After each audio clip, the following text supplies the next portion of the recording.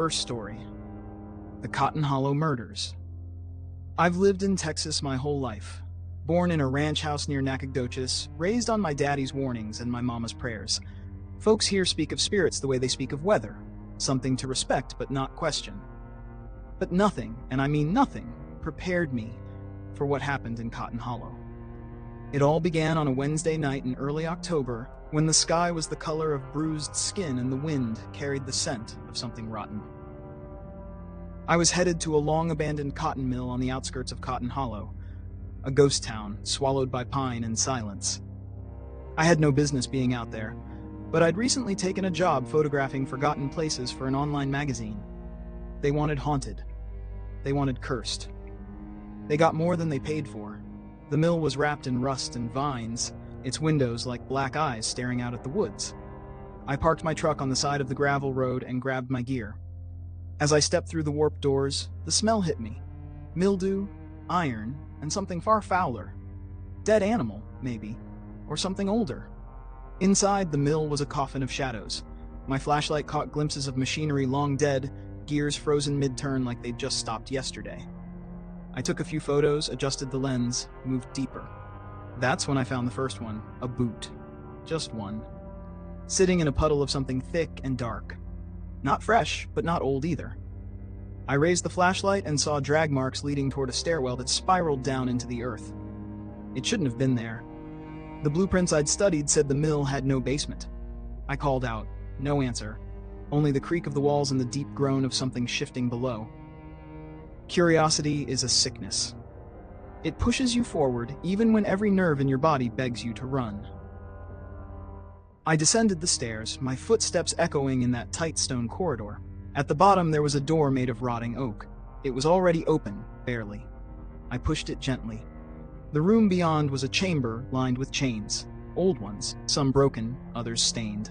In the center lay a circle of scorched earth and bones. Animal bones, I hoped. Dozens of photos were pinned to the wall. Black and white portraits of people I didn't recognize, their eyes scratched out with something sharp. And then I saw it. My photo, taken from my website, in the dead center of the wall. A voice whispered behind me. You came home. I turned, expecting to see a drifter or squatter. Instead, I saw nothing, just the faint shimmer of heat in the air, as if something were breathing just beyond my sight. My flashlight flickered, then died. In that pitch dark, the whispers grew louder. Not one voice, but many. Men, women, children, all speaking over one another, repeating the same words again and again. The cotton remembers, the blood never left. I ran. I don't remember climbing the stairs. I barely recall smashing through the front doors and diving into my truck. I didn't stop until I was back in Nacogdoches, locked in my apartment with every light on. But it didn't end there. That night I woke to find cotton, soft, white cotton, stuffed into my mouth, choking me. It wasn't there when I went to sleep. I coughed it out, gasping, eyes wide in the dark. The next day I went to the sheriff's office, told them what I saw. Sheriff Mullins listened without blinking, then leaned forward and asked, "Did you step into the circle?" I nodded. He sat back, jaw tight. "Then you're marked." Apparently, in the early 1800s, the mill wasn't just a mill. It was a front. The landowners ran a cult, the Spinners, who believed the soil would yield more cotton if fed with blood. Every harvest, they sacrificed drifters, runaway slaves, even children from the town. Townsfolk turned a blind eye, until one boy survived. He set fire to the mill. They thought it ended, but no one sealed the ground. I tried to leave Texas, went north, changed my name, tossed every piece of gear I owned, but the cotton found me. Every place I stayed, it followed, tufts appearing in my shoes, my sink, my food. I tried burning it. It screamed. Now I don't sleep. Not really. When I do, I dream of the circle. I wake with rope burns around my wrists and ashes on my tongue. The worst part? I saw someone watching me last night. A girl with no eyes. She smiled and whispered from the dark corner of my motel room, "You'll feed the fields soon." No one can help me. Not anymore. So if you're reading this and you're thinking of chasing ghosts for clicks or thrills, let me give you one last warning. Don't go to Cotton Hollow, don't follow the drag marks, and never, ever step into the circle. Because the cotton remembers. And now, so do I. Fifth story: the silent hum beneath Henderson. It started with a hum. not the kind you hear from electrical wires or an old fridge. No, this one was deeper, felt more in the bones than heard with ears. I first noticed it the night I moved into my grandfather's house in Henderson, Texas, a little town tucked between rustling oaks and the faded edges of oil fields. He'd passed away in spring, left the place to me in a will nobody expected. My mom said he was a recluse, hadn't spoken to anyone in years. I only remembered him as the man who stared too long, who whispered to the walls. The house was 2 stories, wood-rotted, and smelled of mildew and old paper. I should have left the second I crossed the threshold, but something kept me there. Maybe curiosity, maybe stupidity. First night, I heard the hum. It vibrated through the floorboards around midnight. Constant, like a throat trying not to scream. I thought it might be the pipes or the old heating system, but the utilities hadn't been turned on yet. The next day, I went down to the basement. It was dark, darker than it should have been. The bulb didn't work, and my flashlight flickered even with new batteries. The hum got louder the deeper I stepped. In the corner was a trapdoor I didn't remember seeing before. Steel, bolted shut, with deep scratch marks around the edges. Not like claw marks, like fingernails. I didn't open it. That night I had a dream. My grandfather stood at the foot of my bed. His face was bloated, bluish, eyes rolled back. His mouth opened, and I expected words. But all that came out was that same low hum. It shook the windows. I woke up choking. Every night after, it got worse. Whispers joined the hum. At first soft, then clearer. They came from behind the walls, from the vents, from inside the closet. They'd say my name over and over. They'd tell me to go down. Go down where it sleeps. Go down before it wakes. I stopped sleeping. I stopped going outside. The house held me like a cage, like something alive. My phone wouldn't charge. My car wouldn't start. And the mailman stopped coming. Then came the day I broke. I couldn't take the voices anymore. The hum was in my skull. So I unbolted the trapdoor. Behind it was a tunnel. Dirt walls, but smooth, like something slid through them, over and over. I took a lantern from the garage and climbed down. The air was thick, like breathing through syrup. I walked for what felt like an hour before I reached a chamber. It wasn't natural. The walls were lined with carvings, symbols like spirals and jagged teeth. In the center was a mound, maybe 6 feet tall, pulsing slowly, like it was breathing. I turned to leave, but the tunnel behind me was gone. I spun around and heard it. The hum, now a roar, erupting from the mound. The dirt cracked, and something emerged. Not fast, not violent, just inevitable. A shape like a man made of tar and bone, stretching out its arms toward me. Its face was blank. Its mouth was a long, deep gash. I ran into darkness. No exit, no light, just the walls shifting like lungs. When I woke, I was back in the basement, but the trapdoor was gone, sealed beneath fresh concrete. That was 3 weeks ago. Now the hum is in me. I hear it when I speak. I feel it in my heartbeat. I don't leave the house anymore.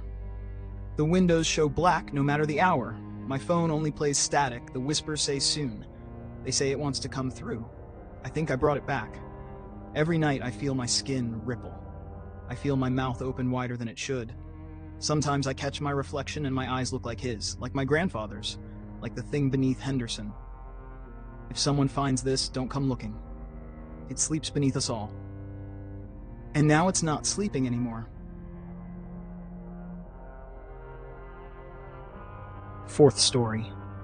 The silence that waits beneath Gilead. It was a Wednesday evening in early October when I first arrived in Gilead, Texas, a small, weathered town that seemed forgotten by time. I had driven from Houston, trying to get away from the chaos of the city after my mother's death. Gilead wasn't just some random dot on the map. It was where she'd grown up, and for reasons she never shared, where she'd sworn never to return. But grief makes you reach for things you don't understand. And maybe that's why I came, to find out what she was running from. The town was still, like it had been carved out of silence. The gas station attendant looked at me too long when I asked for directions to my mother's old house on South Branch Road. He just nodded slowly and muttered something about the road being less traveled for good reason. I found the house tucked behind a line of twisted oak trees, their branches knotted like arthritic fingers pointing at the sky. The house had clearly been empty for years, windows dusty, shutters hanging crooked, and a porch that creaked under the weight of time. Still, The key my mother left in her will worked, and the moment I stepped inside, the air felt different. Heavier, like the house was holding its breath. I didn't unpack that night. I just lay on the old cot upstairs, listening to the wind whisper through the broken slats. Sometime past midnight, I heard the first sound, soft tapping from the floor below. It wasn't mice, it wasn't the house settling. It was slow, rhythmic, measured, like footsteps. I crept to the top of the stairs, but when I looked down, there was only darkness. I tried to shake it off as nerves. But the next morning, I found something that wasn't there before. A child's handprint on the inside of the mirror in the downstairs hallway. Small, delicate, but smudged, like whoever left it was trying to push through the glass. I spent that day driving around town, asking questions no one wanted to answer. Every time I mentioned my mother's maiden name, Caldwell, faces changed. Conversations died. An old woman outside the grocery store finally said, "Some families should stay buried, honey. You dig too deep in Gilead. Something's bound to find you first." Back at the house that evening, I found an old photo album in the attic. Inside were pictures of my mother as a child, standing with her two brothers I'd never heard of, David and Elijah. The last photo in the album was different. It was torn along the edges, and something about it made my skin crawl. The three children were standing in front of the house, this very house, but in the window behind them, something stared out. Not a person, not even a face really, just blackness, like something hollow pretending to be human. That night, the footsteps came again, but this time they climbed the stairs. I locked the bedroom door, sat in the corner, and held a fire iron in my hands until dawn. The following day, I returned to town and went to the Gilead County Records office. I asked about my family. The clerk hesitated, then handed me a yellowed folder. There were reports. 2 boys, David and Elijah Caldwell, both listed as missing on October 12, 1989. That was the day after my mother left town and never came back. No bodies were ever found. The local police suspected foul play, maybe a runaway case gone wrong. But the most disturbing part was a handwritten note from the original investigator. "Mother claims they were taken by the hollow thing that lives in the crawl space. Recommend psychiatric evaluation." That night, I tore up the floorboards in the hallway. The crawl space was still there. A narrow opening that led beneath the house. The air that seeped out was icy, wrong, like it carried something ancient on its breath. I shouldn't have gone down there. I knew better, but I did. The space was low, the dirt damp and soft. My flashlight flickered as I moved deeper in. Then I found the bones. Small, brittle, wrapped in a child's torn pajamas. And then I heard the voice, soft, like wind through reeds. It said my name. I turned and saw it. It wasn't a ghost. It wasn't even human. Its shape shifted, a blur of darkness and hollow light, eyes like pits with teeth, a mouth that stretched too wide. I couldn't scream. I couldn't even move. It told me things I didn't want to know, that my mother hadn't left to escape her past, she'd left to keep it locked in Gilead, that the house was a mouth and the crawl space a throat, and that I had come home just in time to feed it. I tried to run. I don't remember climbing out. I don't remember the stairs, only waking up on the front lawn, sun burning my eyes. My car was gone, my phone dead. The road vanished behind a wall of trees that weren't there yesterday. I haven't left since. Gilead doesn't let you go. It keeps you. And at night, when the wind howls and the footsteps start again, I hear my mother's voice in my head. "Don't answer the knocking, baby. Don't let it wear your face." But I already did. I already did. Third story. The silence beneath Palo Hollow. I remember the wind in Palo Hollow. Not the kind that rustled leaves or gently tapped at windows. It was thick, heavy, like breath against your neck, always warm, even when the night was cold. It carried something ancient with it, something wrong. My name is Travis Bennett. I grew up in a small town called Menlo Springs, about 2 hours east of Austin, Texas.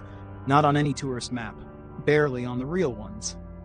Population under 400, mostly farmers and ranchers. Life moved slow until the hollow came back to life. They called it Palo Hollow because of the pale trees that grew crooked along the ravine. No birds, no deer, no tracks, just that wind. Back when I was 12, a kid named Sam Loper went missing down there.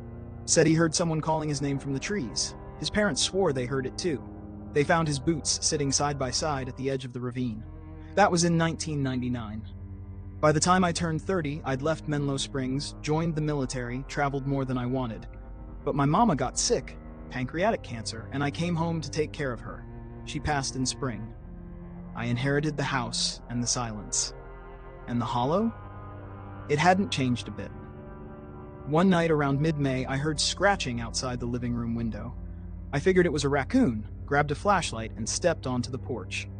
That wind greeted me again. Same warmth, same stillness.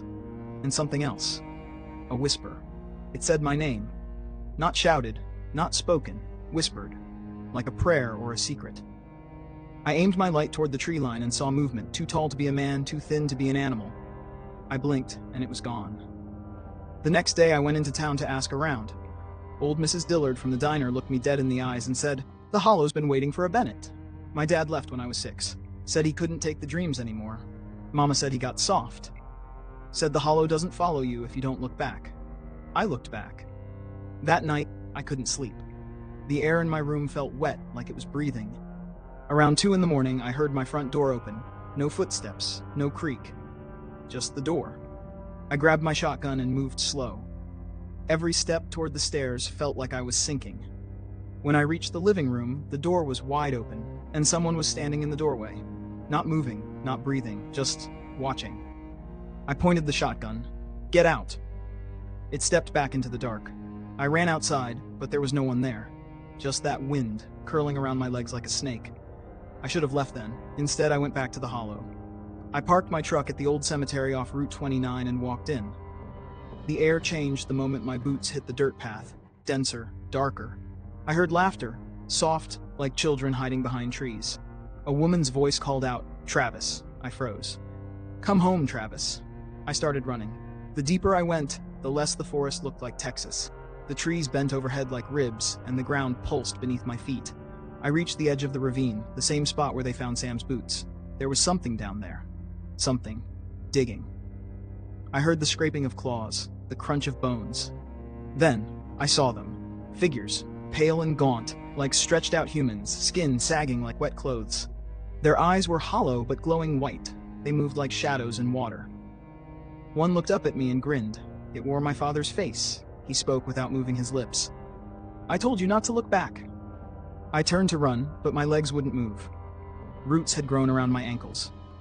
The wind screamed now, not whispered, carrying voices. My mother, Sam, even my own. The last thing I remember before blacking out was the feel of teeth sinking into my shoulder. I woke up on my front lawn the next morning. Shirt torn, blood on my hands. No wounds, but something had changed. The world felt thinner, like I could see behind it if I stared too long. And at night, when I look in the mirror, sometimes I see the hollow instead of my reflection. I haven't left the town since. I don't sleep. I don't eat much. I just listen. Because at night, when the wind returns, it tells me secrets. It tells me what you're going to do next. You're going to come looking. You'll drive past Menlo Springs, you'll park by the cemetery, and then you'll hear your name. And no one ever leaves the hollow twice. Second story. The silence beneath Garrison Hollow. They always said Garrison Hollow was just a pass-through town. A speck of dust on the Texas map, right between Abilene and Sweetwater. No more than 100 folks lived there, and even fewer stayed long enough to be remembered. I never thought I'd find myself there, much less telling a story no one will ever believe. It was late October when I got the call. My Uncle Raymond, the only family I had left, was found dead in his home on the outskirts of Garrison Hollow.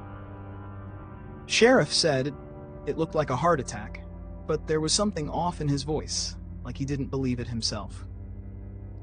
Raymond was a recluse. Lived in a decaying ranch house surrounded by dust and dead cotton fields.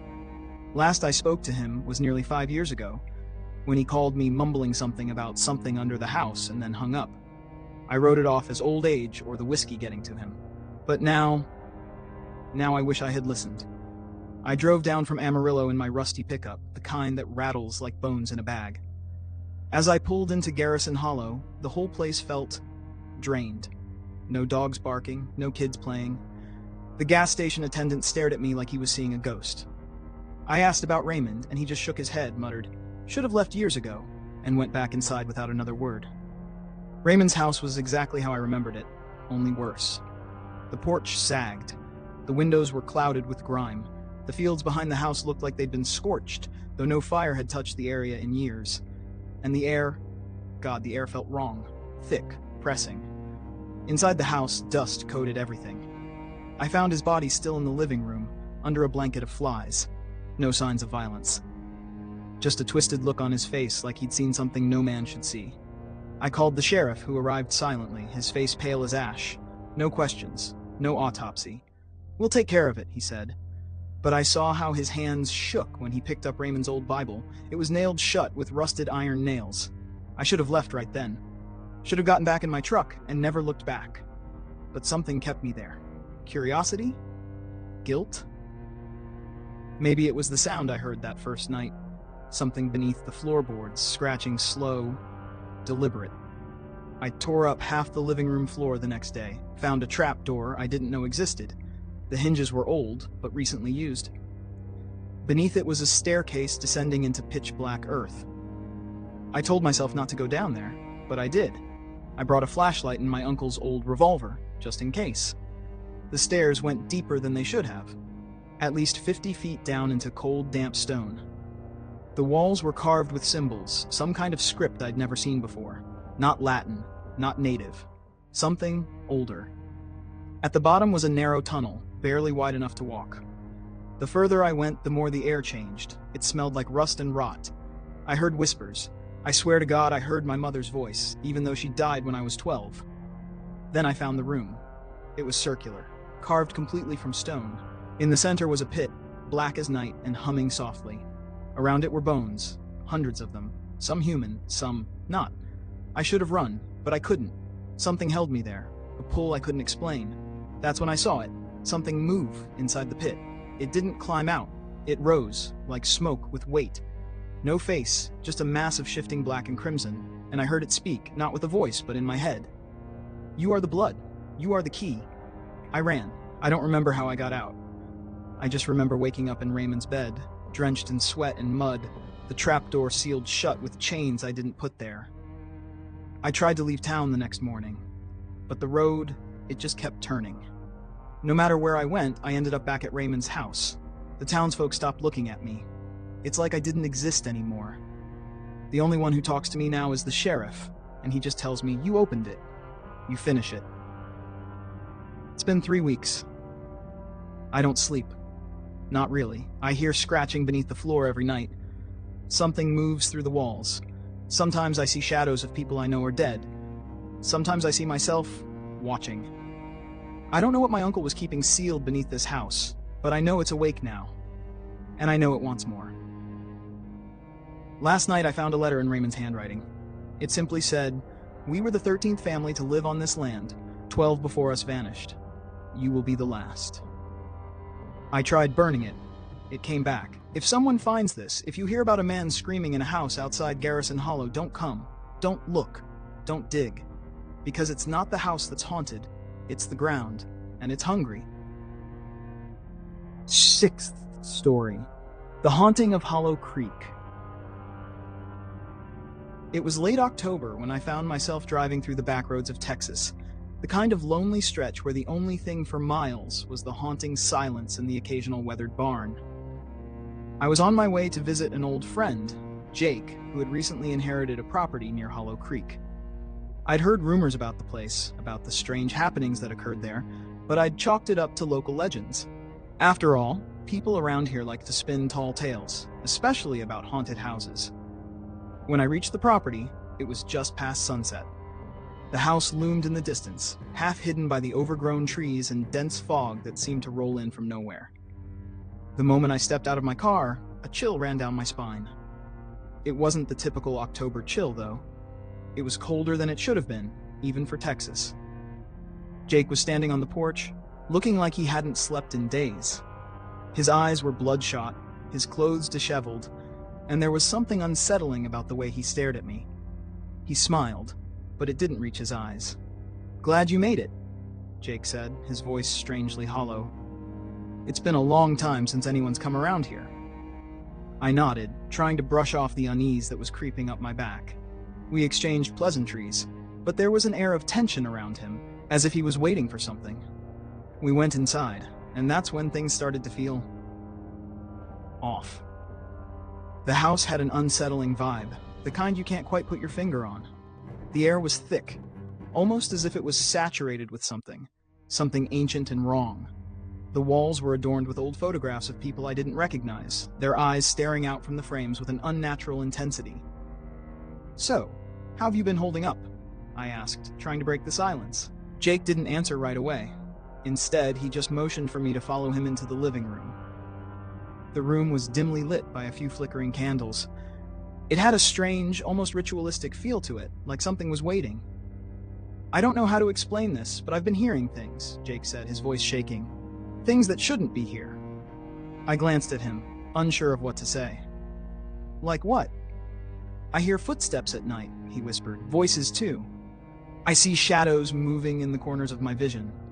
And sometimes when I'm standing in front of the mirror, I swear I see someone standing behind me, but when I turn around, no one's there." A knot tightened in my stomach. I wasn't sure if it was the stress of isolation or something more sinister, but I could tell that Jake was starting to lose it. He had always been a bit of a recluse, but this was different. Suddenly, a loud thud echoed from upstairs. Both of us froze. I looked at Jake, but he didn't react. He just stared at the ceiling, his face pale. That's nothing," he muttered, his voice cracking. "Just the house settling." But I wasn't convinced. The sound had been too deliberate. It was the sound of something, or someone moving. Jake led me upstairs to his bedroom. As we passed the hallway, I felt an icy draft brush against my skin, despite the fact that the windows were all shut. When we entered the room, the air felt even colder, like a presence was right there with us. "This is where it's been the worst," Jake said, pointing to the corner of the room. "I've seen something there. I don't know what it is, but I don't think it's human." The longer I stood there, the more I could feel it, a weight pressing on my chest, like the room itself was closing in on me. The shadows in the corner of the room seemed to stretch unnaturally, and I had to blink several times to make sure I wasn't seeing things. "Jake," I said, my voice trembling now, "we need to get out of here. This place, it's not right." But Jake wasn't listening. He was standing by the window, staring out at the dense forest that surrounded the house. His body was tense, like he was waiting for something. "It's too late for that," he said softly. "It's already too late." Before I could ask him what he meant, the lights flickered and went out. I could hear Jake's breathing, shallow and panicked, but the silence that followed felt even worse. And then I heard it. A voice. Not from Jake, but from somewhere in the room. A whisper that seemed to come from the walls themselves. "Leave now, or join us." I turned to Jake, but he was gone. He had vanished as if he had never been there at all. I called out for him, but the only response was a low, guttural growl that echoed from beneath the floorboards. I backed toward the door, but the room seemed to stretch before me, pulling me deeper into the darkness. My heart raced as I stumbled through the hallway, but no matter how fast I ran, I couldn't seem to escape. The house was alive, breathing, moving with a life of its own. Finally, I reached the front door. But when I opened it, the world outside had changed. The once familiar Texan landscape had transformed into an endless void of fog and twisted trees. The porch, the yard, everything had vanished, replaced by something otherworldly. I ran, desperate to get away, but no matter how far I went, I was always back at that cursed house. And then I saw Jake again, standing in the doorway, his face pale and emotionless. "You can never leave," he whispered, his voice echoing in my mind. "None of us can." And then the ground beneath me cracked open, and I was swallowed whole. I woke up, or at least I thought I did, in the same room I had been standing in earlier. But everything was wrong. The air was thick with the smell of decay, and the walls were covered in old, peeling photographs of people who all had one thing in common: empty eyes, staring out from the past. And now I know the truth. There's no escaping Hollow Creek. Once you enter, you never leave. Seventh story, The Whispering Pines of Texas. My name is Kyle Henderson. I grew up in a small town called Pine Ridge, deep in the heart of Texas. You've probably never heard of it.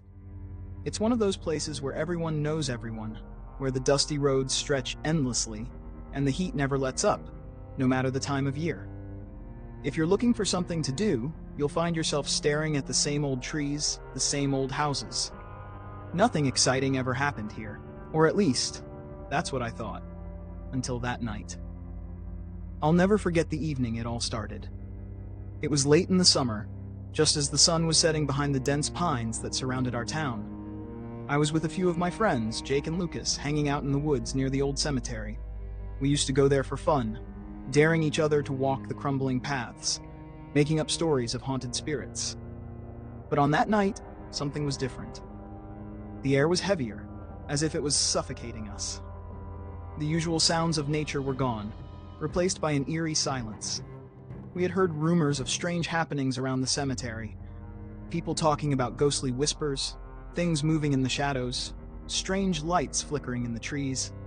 Everyone just brushed it off as superstition, local legends, the kind of stories told to scare kids. But as we ventured deeper into the woods, I began to feel like we were being watched. The hairs on the back of my neck stood up, and a cold chill ran down my spine. Jake had dared us to go to the old oak tree at the edge of the cemetery, where the local folklore said something haunted the area. So naturally, we went.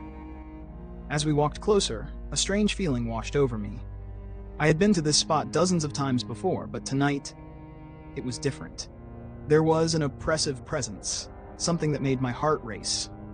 We reached the oak, and that's when it happened. I heard it first, just a faint whisper on the wind. At first I thought it was just the rustling of leaves, but the voice, or what I thought was a voice, grew louder. It was almost like a soft mumble, but I could distinctly hear my name. Kyle? Kyle. My blood ran cold. I turned to look at Jake and Lucas, but they were staring past me, their faces pale, eyes wide. I followed their gaze. What I saw froze me in place. There, standing between the trees, was a figure. It was tall, its body covered in shadows, indistinguishable from the night around it. Its face was obscured, but I could feel its gaze like it was staring straight into my soul. The whispering came again, louder now, surrounding us. It wasn't just my name anymore. It was everyone's. Kyle, Jake, Lucas. The voice echoed from all directions. We tried to run, but it felt like the trees themselves were closing in, the path twisting in ways that didn't make sense. Every time we turned, we ended up back at the oak tree. The whispers grew frantic, urgent. Leave. Leave before it's too late. I don't know how long we wandered through that nightmare. It felt like hours, but when I looked at my phone, only a few minutes had passed. Jake collapsed first. He was screaming, clutching his head as though something was tormenting him. "It's inside my mind," he yelled. Lucas tried to help him, but it was no use. Jake's screams turned to pleading, and then silence. His body went limp, and we were alone again. Lucas and I kept running, but it was no use. We couldn't escape. The whispers were everywhere now, filling the air, seeping into my thoughts. The trees seemed to be alive, their branches twisting and reaching out as though they were alive and hungry. Then, out of nowhere, a hand gripped my shoulder. I spun around, expecting to see Lucas, but what I saw made my stomach drop. It wasn't him. It was Jake, his eyes hollow and black, his skin pale and stretched tight over his bones. His mouth opened wide, but the voice that came out wasn't his. "You shouldn't have come," it rasped. "Now you belong to the Whispering Pines." Before I could react, the ground beneath me shifted, and I fell into the earth, into darkness. I woke up back in Pine Ridge, but something was off. I wasn't in the woods anymore. The cemetery was gone. The oak tree was gone. But the whispers, they never stopped. They follow me everywhere now. I hear them when I'm alone at night, when I walk through the empty streets, when I lie in bed. Kyle, come back. I don't know how to escape it. I don't know how to break free. The whispers are always there, creeping into my mind, telling me things, urging me to return. I haven't seen Lucas since that night. I don't know if he's still alive, or if he, too, was taken by the Whispering Pines. But I know one thing for sure. Whatever we unleashed in those woods, it's still out there, waiting for its next victim. And I fear it's already found me. 8th story.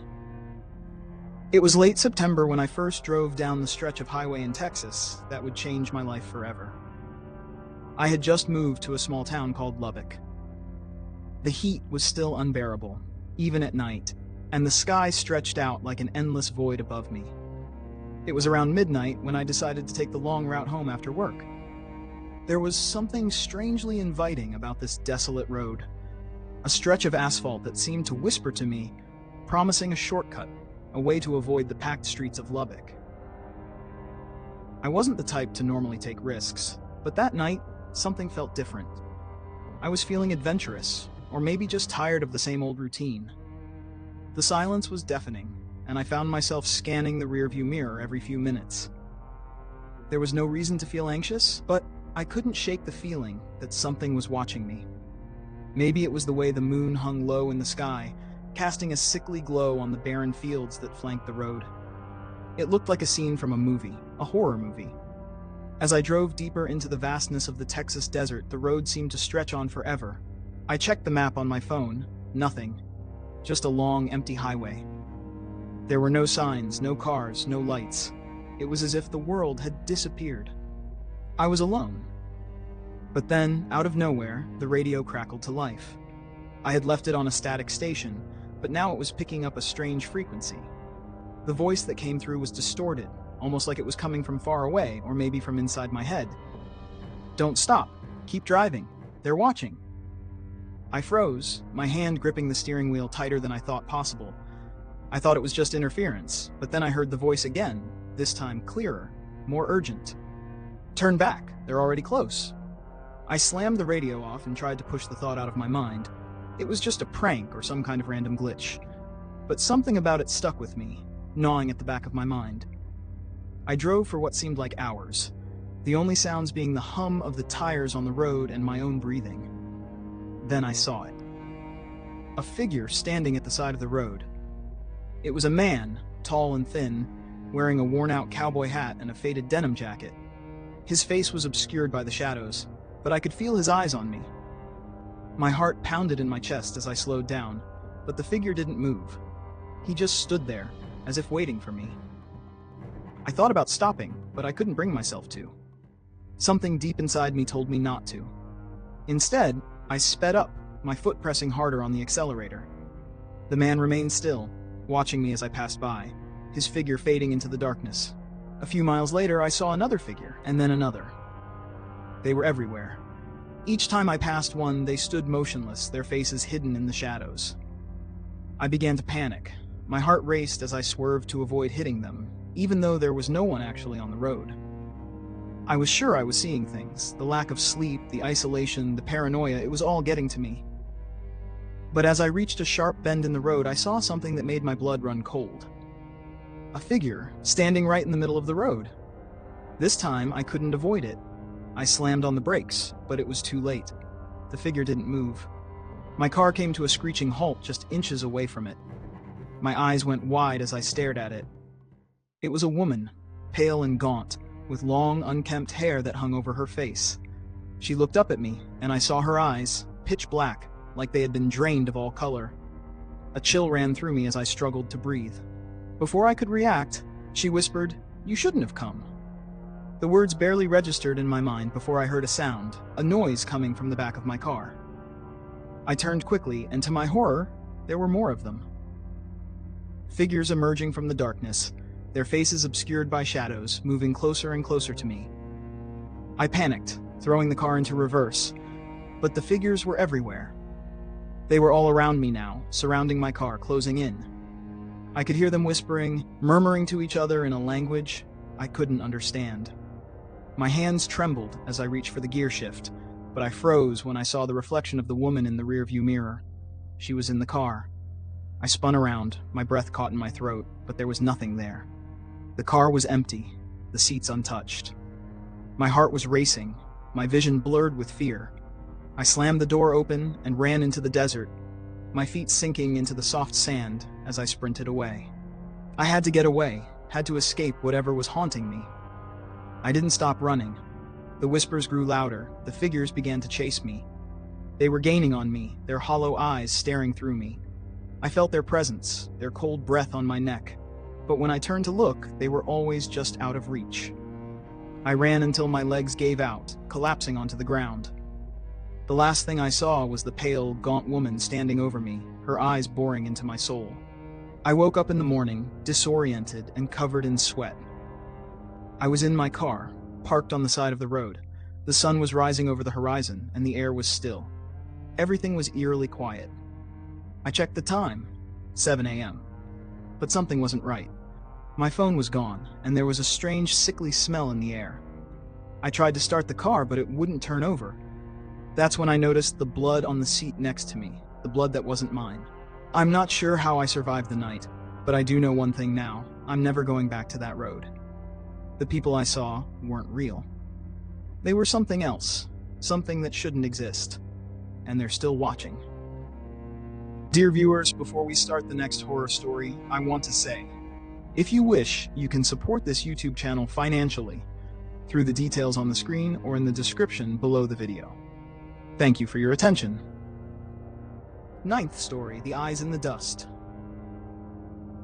It was late. The sun had long disappeared beneath the endless horizon of the Texas desert, and I had just finished my last shift at the small gas station in Pecos, a town most people only pass through, the kind where you stop for a tank of gas and keep moving.